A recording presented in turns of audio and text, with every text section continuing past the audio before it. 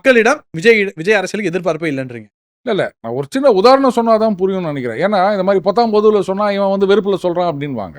இப்போ பார்த்தீங்கன்னா அந்த சினிமா பத்திரிகைகளாகட்டும் இல்லை வந்து சாதாரண செய்தி பத்திரிகைகள் சினிமா செய்திகளில் வரதா இருக்கட்டும், இது மாதிரி வந்து சாமானியர் நாகராஜ் நீண்ட இடைவெளிக்கு பிறகு இன்னாருடன் ஜோடி சேர்ந்து நடிக்கிறார், இது மக்களின் ஆவலை தூண்டி உள்ளது.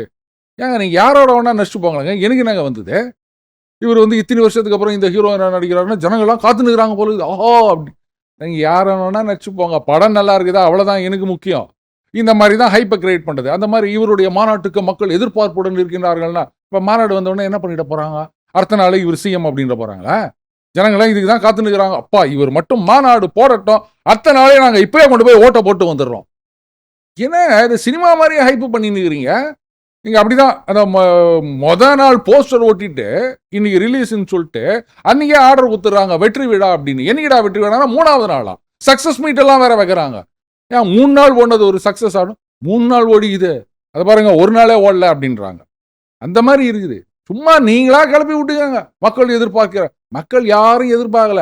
அவனுக்கு அவன் பொழப்பு சம்பளம் குடும்பத்தை நடத்தணும், இதுதான் எதிர்பார்ப்பா இருக்குது. நீங்க மாநாடு போடுங்க இல்லை எதை வேணா போட்டு போங்க, எங்களுக்கு என்ன வந்தது? எலெக்ஷன் அன்னைக்கு நாங்கள் டிசைட் பண்ணிக்கிறோம். இப்படித்தான் பெரும்பாலான பேர் இருக்காங்க.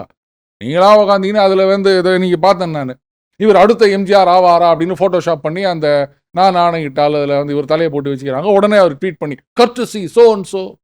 நீங்கள் பாண்டிச்சேரி போய் பாருங்க, அங்கே தான் வந்து இதெல்லாம் பல வருஷங்களுக்கு முன்னாடியே அர்னால்ட் ஷ்வார்ட்ஸநெகர்லேருந்து எல்லார் பாடியும் வச்சு விட்டு மேலே அரசியல் தலைவர்கள் ஃபோட்டோ வச்சு ஃப்ளெக்ஸ் வச்சு கலகுவாங்க, ஸ்பைடர்மேன் பேட்மேன் அப்படின்னு. அதெல்லாம் எத்தனையோ 10-15 வருஷத்துக்கு முன்னாடியே அவங்கெல்லாம் பண்ணி அழுத்து தீர்த்தது. அது இன்னைக்கு புதுசாக பண்ண உடனே இதை பெருசாக சொல்லிக்கிறாங்க. இங்கே ஒருத்தர் இது மாதிரி எழுதுவாராம், உடனே அவர் அதை ஆஹா பார்த்தீங்களா சொல்லிட்டாங்கன்னு எல்லாருக்கும் இதான் நினப்பு, எம்ஜிஆர் ஆயிடணும் அப்படின்னு சொல்லிட்டு. எலெக்ஷனில் தெரியும் எம்ஜிஆரா இல்லை வெறும் டிஆரா அப்படின்னு.